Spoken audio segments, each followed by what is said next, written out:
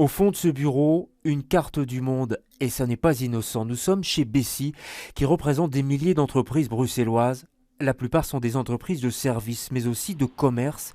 Et pour l'instant, la crise du coronavirus aurait peu d'impact sur leur stock. Je pense que notamment tout ce qui est retail aujourd'hui, certains magasins vont être relativement impactés si la crise doit durer. À court terme, il n'y a pas.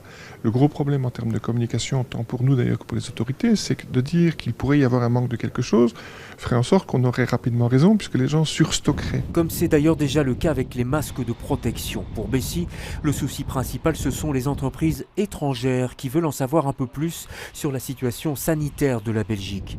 Des informations sont publiées par le ministère des Affaires étrangères, mais pas en anglais, d'où l'idée chez Bessy de créer un site internet de conseil. Vous accueillez par exemple un salon avec des Asiatiques qui doivent venir. La question c'est quelles sont les dispositions faut-il prendre.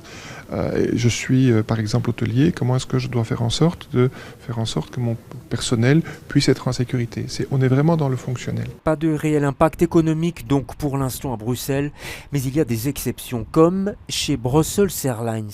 La compagnie aérienne, même si elle ne propose pas de liaison vers la Chine, constate tout de même un impact sur le nombre de réservations à cause du coronavirus.